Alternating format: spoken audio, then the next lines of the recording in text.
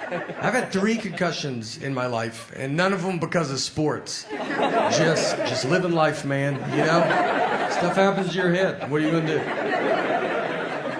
One was in high school. I got pushed into a wall head first, and it took them 3 class periods to figure out I had a concussion. That's how much I was bringing to the table.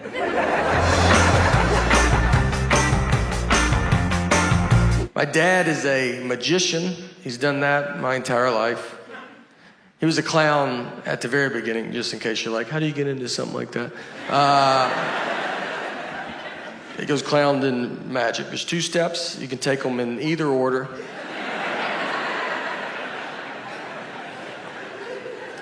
I was born, he was a clown. It was never weird to me. I thought everybody's dad was a clown. My first memory of my life is I was 5 years old, and I remember my mom walked me out to the front yard, and my dad pulled up. We had this old red Mazda. He's dressed as a clown. That doesn't even faze me. That's just how he left. How else would he come home? And the Easter Bunny was in the passenger seat. That's the first thing that I remember to my life. If you want to know how you get into comedy, that's a pretty good nudge. And I remember it didn't fit, the Easter Bunny head didn't fit in the car, like he couldn't sit normal, so his head was bent to the side. And I remember he had a seatbelt on, and he's just like, and I was like, I like to think about all the other people that saw that just in the car next to him, just at a red light. You're like, I didn't even know they hung out like that. I do 0 working out. Not even, I mean, it's not like you're like, whoa, wow. Like, it's like, yeah, we figured that. Every hotel I go to, I ask if they have a gym. I don't even have clothes that I can work out in. There's no way. I'm like, is it 24 hours? I was going to start tonight at midnight. So I was wondering if that's. What I've learned, what's easier than working out is just tell people that you used to weigh 300 pounds. That's a lot. They don't know, you know? So I've never weighed 300 pounds, but I look pretty amazing for a guy that used to weigh 300 pounds. You're like, yeah, I got tired of being tired, all right, you know? Today's my cheat day, obviously, but normally I'm pretty strict.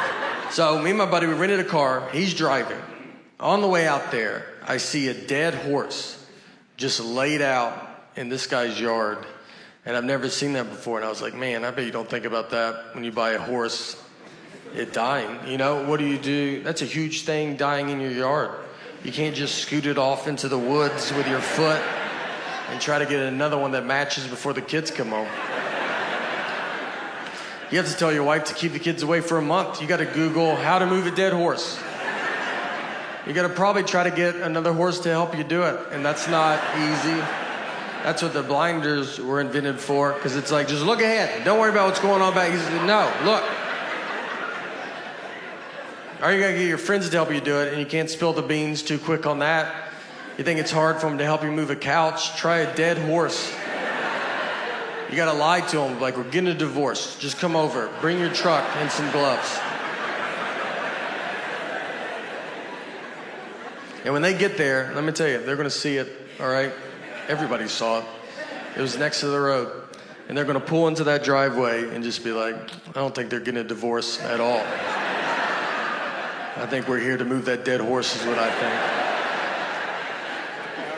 I just don't eat anything healthy. I like apples, but I only like pre-cut apples.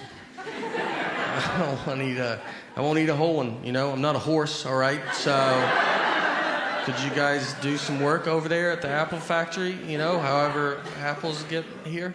I've watched a lot of the documentaries that try to make you eat better. Like I watched Fed Up, and it's about all the food that I eat every day. There was nothing in it that I haven't had recently. You know that saying, like, I haven't had that in forever? I haven't said that in forever. There's nothing I haven't had. Airheads, that's usually something like, oh, are they still doing good? Yeah, they're doing great. They got more colors now. It's pretty fun, you know? On the way back, since my buddy was driving, he did not see the dead horse, you know? And I'm like, well, you can't not see it. So it's just one road, and I was like, I'll just show you where it's at. So we're driving, and we get to it. I was like, it's right here. And I pointed, and the horse was standing up doing unbelievable. One of the healthier horses that I've ever seen. So I learned that horses lay down to sleep. I did not know that. I don't know what I thought before that day. I don't know. That they lock their knees. That's why they have 4 knees. I don't know. That's what I would have probably argued with you about it. People always talk to me very easy too, or dumb. Like if I talk to a stranger, I can always feel it. And I think it's my eyes. I have big eyes, you know? And so I just get a lot of like, you still with me, man? And I'm just sitting there like, yeah, man, I'm listening. And he goes, all right, I don't feel like you could have been anywhere, you know? And our daughter, she's 6 now, but she was 5 at the time. This was her first pet. She was best friends with this dog. And it was the first thing that was going to die in her lifetime. So it's a lot of stuff to have to explain to a kid, you know? And so I was talking to my wife about like, how are we going to tell her? And at first I was like, let's just act like we didn't have a dog. 5-year-olds are smart, but if we stick together on this, and she comes home from school and is like, where's the dog? And we're like, what dog? Like, I've never seen a dog. Don't you think I would know if there was a dog? But I read an article about the long-term damage of that. It's pretty good. So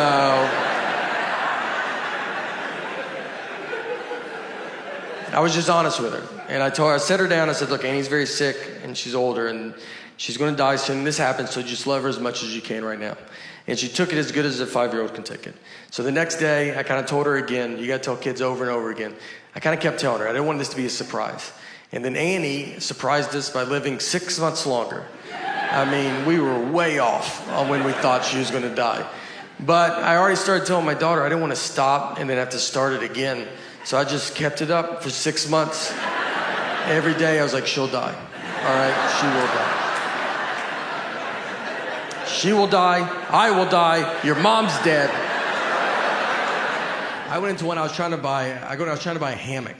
So I go in, I go back to where I imagine the hammocks live. And I went up to this guy and I was like, hey man, do you guys sell hammocks? And he was like, what's a hammock? And it threw me off enough that I was like, am I saying it wrong? I was like, I think I'm saying it wrong, because you know what it is. And I was like, is it Hammett with a T? Does that sound right? Like, do you guys sell hammocks? And he was like, we're out of hammocks. We're out of them. It's hammock season. And I left, went to my car, Googled where to buy a hammock. And Google was like, do you mean hammock? I was like, I sure do, Google. Where were you at during all of this? The other embarrassing part of that is, so it happened, and then I called like a comic buddy of mine to tell him the story. And I was like, this is funny, right? But then I asked him, I was like, hey, do you think if I tell people I was buying a hammock, is that going to come off like I'm bragging? Like, for some reason, in my head, that's just like a wealthy purchase. Like, that's a hammock at Walmart. Like, an audience would be like, whoa, all right. I didn't know we were just hearing about how good you're doing. Man, what's it like to have 2 trees that close together?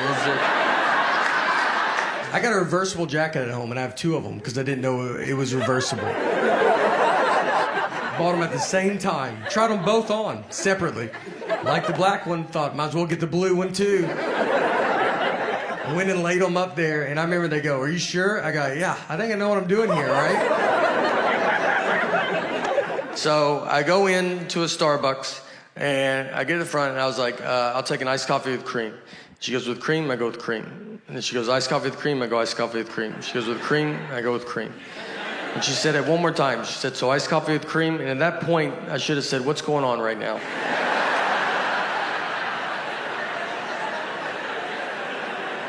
Where are you at in your head? Because I feel like we're in 2 different places. But I was nervous, and there was people behind me, and I was like, cream or no cream? Honestly, I'll give you $20 if you let me leave right now. I cannot, this is the most I can talk about this. I don't even know what's happening anymore. So I paid, I go stand in line, you know, where you gotta wait for your drink. There's like 5 of us waiting for our drinks. So she puts the iced coffee up there first, no cream, and I was like, whatever. I'll just do it myself, you know? Like, I don't like doing it myself, but I was like, all right, I'll just do it. So before I could get it, she's walked back with a can of whipped cream, and she's shaking it. And I'm just looking at it, like, thinking that's someone else's. I'm like, someone's getting whipped cream. That's fun. One of you guys are getting whipped cream? And I look down, and she starts spraying the whipped cream on top of my iced coffee.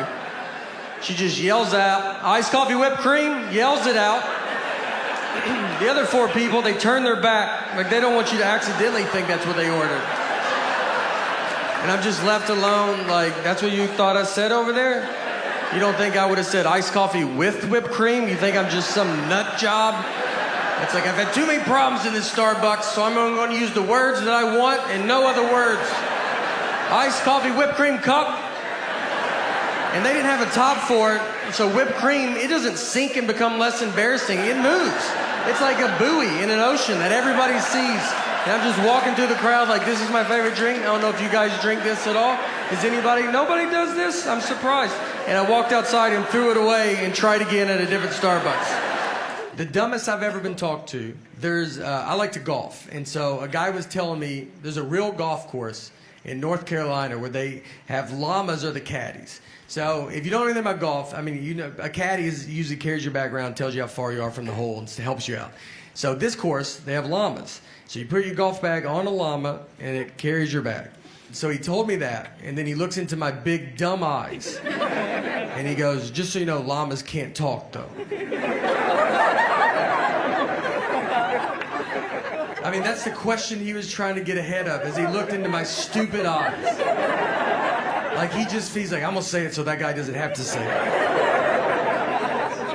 The best wedding I've ever been to was my cousin's wedding. It was a real redneck affair.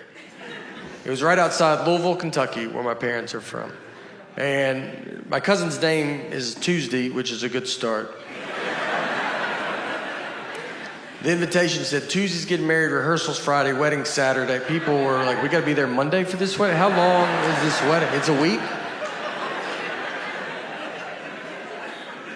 We get there, I'm wearing a button-down shirt, khaki pants, nothing crazy. I'm wildly overdressed. I look like I work there. Everybody else just has a football or basketball jersey on.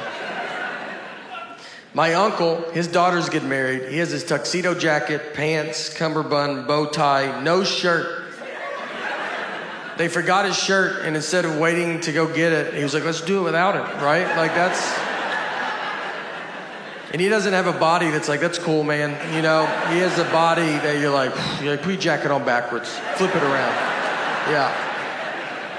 And then you see his back, and you're like, whew, all right, go back to regular way. Yeah, that's my fault. How's your back worse than your front? We go into the church. It's bride and groom. Looks like it's home and away. That's how many jerseys are in there. Guys are drinking beers in the church. Like, that's something I've never heard a pastor be like, guys, could we not drink alcohol in the church? And they're like, oh, didn't know this was the nice part of town. All right. The reception is next door, just at a lady's house, like in her backyard. Like, she doesn't do, it isn't like she's like, and I do receptions all the time. We were her one and only reception. So we walk over. They took a horse and buggy. The horse was the oldest horse I've ever seen. I thought it was a donkey. I thought they got a deal on a donkey. And the guy was like, this horse was in the Kentucky Derby. Like, the first one that they did? Is that Secretariat's father? How old is this horse, man? You know they lay down, right?